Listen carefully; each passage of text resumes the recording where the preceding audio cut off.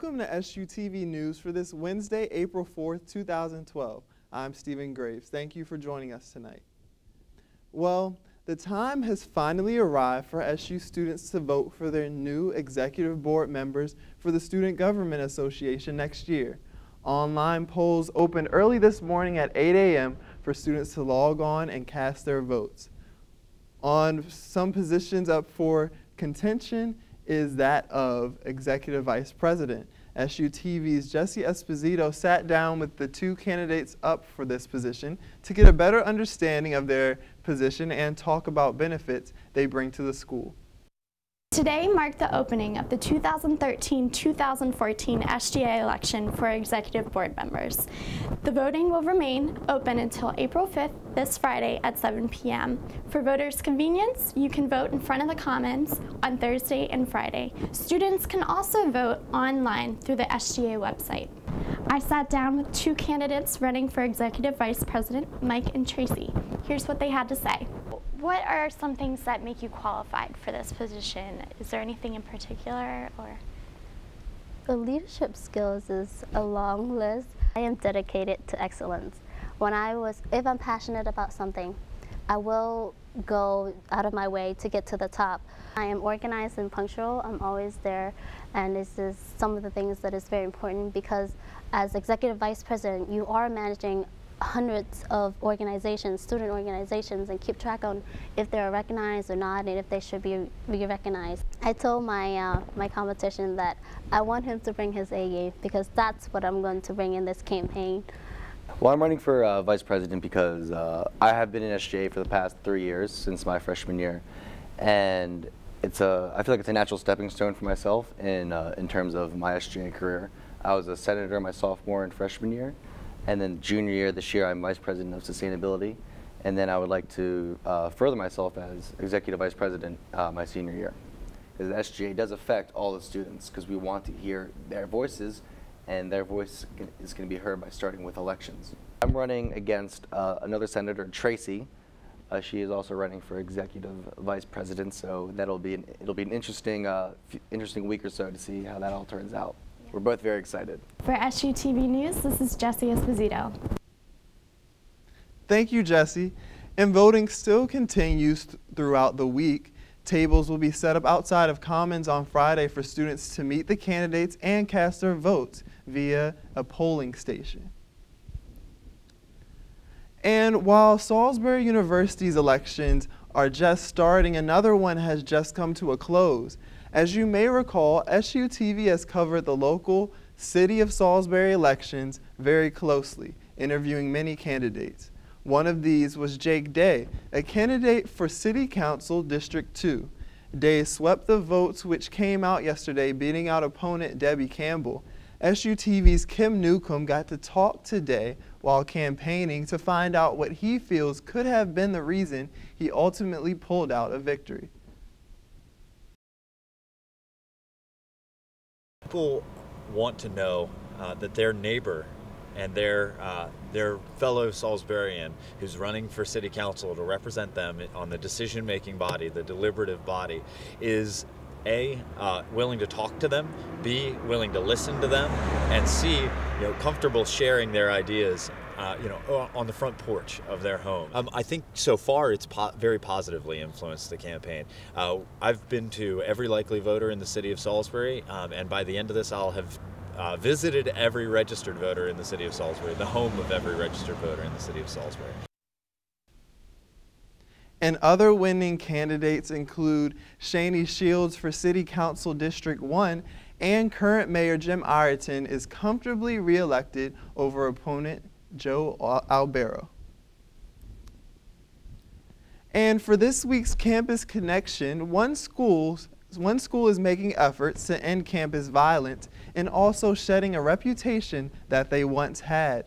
SUTV's Katherine Carmean brings us this update tonight. Tonight on Campus Connection, we'll be focusing on news at Frostburg State University, Towson University, and the University of Maryland. The Frostburg State University Diversity Center put on the Enough is Enough campaign last week, and it will continue through this Friday. The idea behind this campaign is ending campus violence.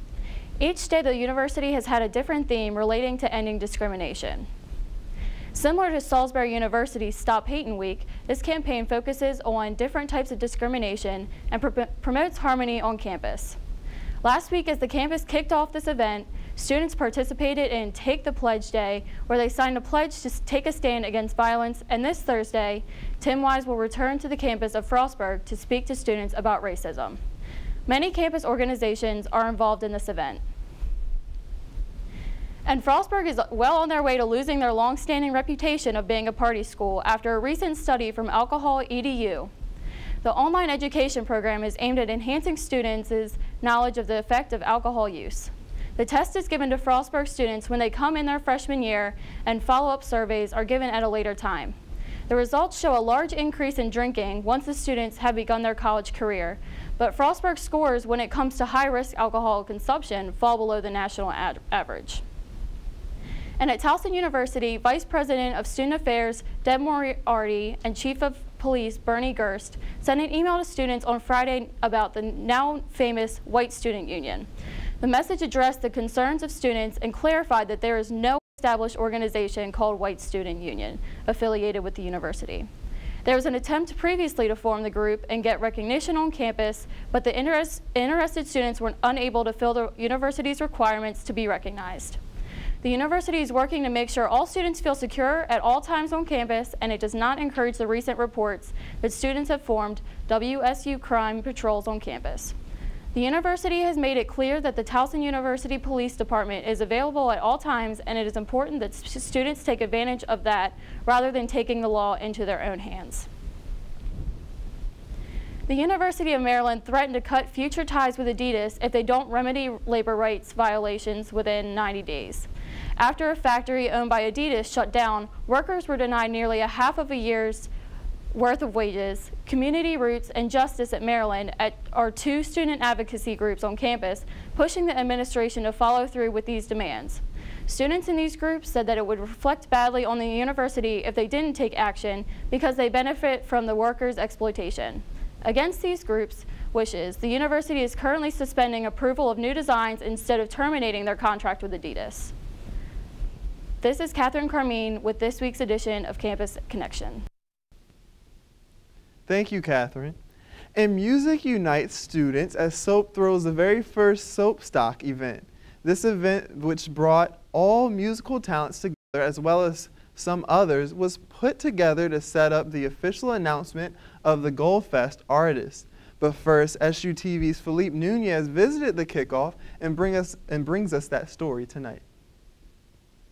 I'm here today for Salisbury's first ever SOAPstock event, in which members of the community can enjoy this beautiful day, some great food, and music made by none other than their fellow students.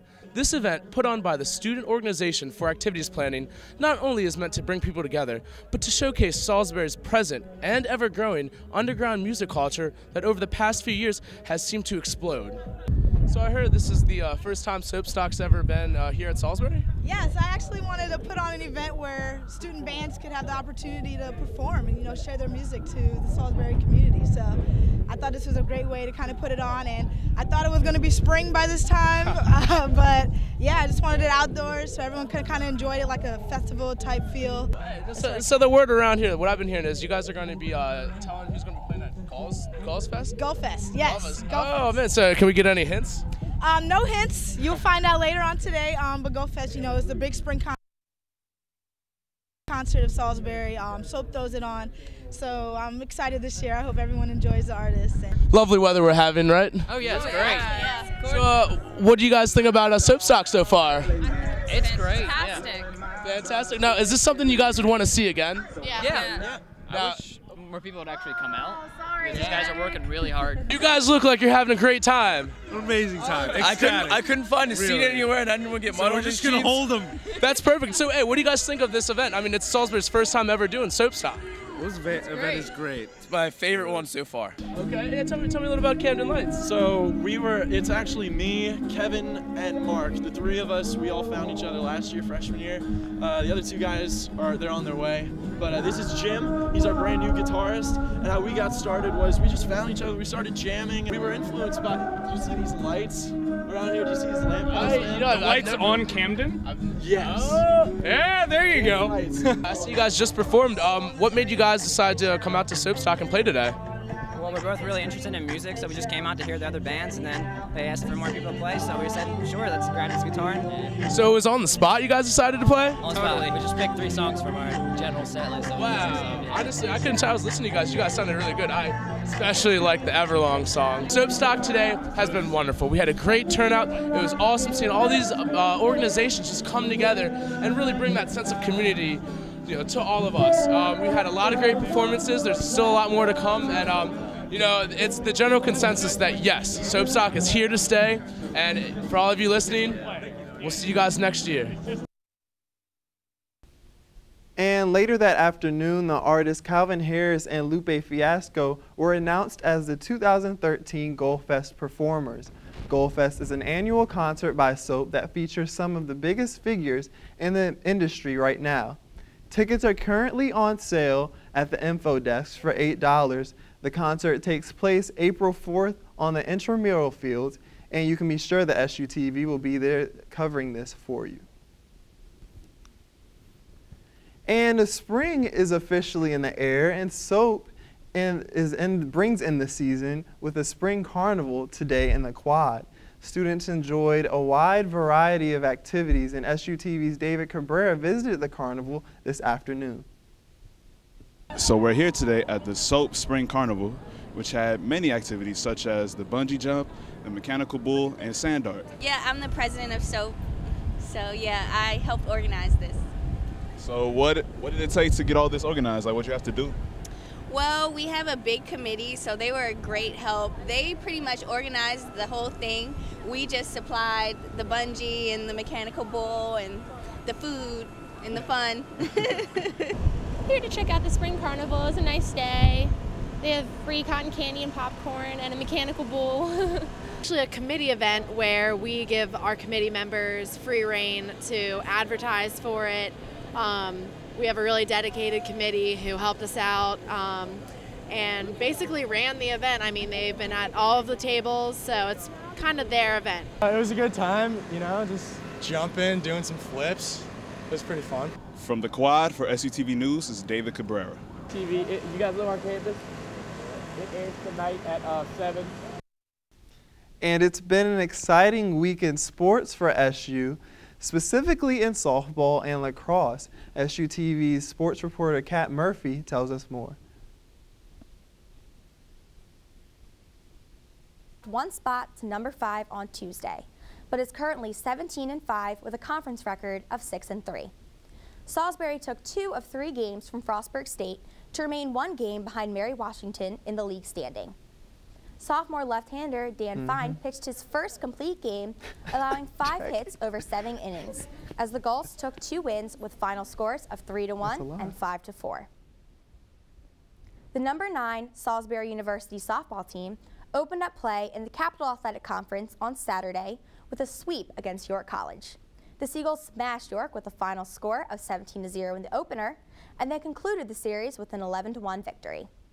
Salisbury scored 51 runs throughout the past week, which included a doubleheader sweep of Christopher Newport University. Sophomore Rachel Johnson and freshman Meredith Blades combined for a no-hitter in the first game against York to bring the Gulls' record to a 20-2 and 20-2 in conference. The Salisbury University men's lacrosse team moved up to number 6 in the coaches poll on Monday. The boys grabbed their 10th win of the season on Saturday by defeating CAC opponent Marymount University. The Gulls jumped out to an early lead with 5 unanswered goals by 5 different players and never looked back. They won 16-7, improving their record to 10-2 and a conference record of 3-0.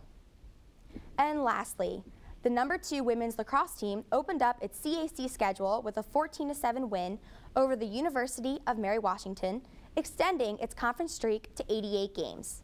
The women's lacrosse team have won 66 consecutive contests in conference play, putting them 2 wins shy of tying the Division III all-time record for consecutive victories in regular season. The Gulls are undefeated at 8-0. That's all for SU Sports. This is sports reporter Kat Murphy signing out. Thank you, Kat. And last night, the Salisbury Seagulls took on the Delmarva Shorebirds at the Arthur Purdue Stadium. This was an expedition game for the Shorebirds, and their season starts tomorrow night. Many Salisbury students attended the game to support their fellow Gulls. The final score was 4-0 with a win for the Shorebirds. The Seagulls' next home game will be against Wesley at 1 p.m. this Saturday, April 6th. And it can be safe to say that most students' favorite part of college are the free t-shirts. With this thought in mind, SOAP held an event titled T-Shirt Time in Red Square last week. Extra shirts from events such as Stop Hayden were given out freely to much of the students' delight. And tonight for our campus spotlight, a fairly new club on campus is trying to make its mark and spread a very important message. They're doing so by holding events and discussions on campus that are growing in popularity by each one. SUTV's Austin Whitehead visits one of these events to give us an inside look on this up-and-coming club. I'm here in the Fireside Lounge of the GUC building where the multiracial organization is hosting Fireside After Dark. What went into putting all this together? A lot of hard work, a lot of preparation, a lot of time. We have very, very dedicated members, a great executive board, so all the work kind of came from within ourselves. Now, what would you say the leading factor of such a great turnout was? Of this turnout? Man, I'm still trying to figure that out, man. I guess it was just a lot of good elements. Music, video games, henna, food, you can't go wrong, so it's just a lot of different things. We have t-shirts also. A lot of people come up with different things. I came out to meet people, spend time tie-dyeing a shirt, and just mingle with my fellow students and stuff. It's real nice to take time off of studies and everything. The students really run the organization. All we do is help them organize and do events, talk about the topics they want to talk about. I do research on the topics they want to talk about. Get to even know about different races and different cultures. And yeah, I think that's a very good idea, and obviously it's a very successful. I'm happy they actually have an event like this. Yeah. I thought it would actually be less. I didn't think a lot of people would actually want to come out for Fireside, but I'm impressed. This is a way to kind of bring awareness that this is the largest growing minority group in the country. And that soon, this will truly be a country of multiracial people. From Fireside Lounge, this is Austin Whitehead reporting for SUTV News. This is the second year that the Multiracial Club has been active, and they plan on holding even more events for students to spread their message in the future. Well, that concludes our broadcast tonight. Thank you for joining us once again. As always, make sure to like us on Facebook at SUTV and follow us on Twitter at SUTV1. For SUTV News, I'm Stephen Graves. Good night.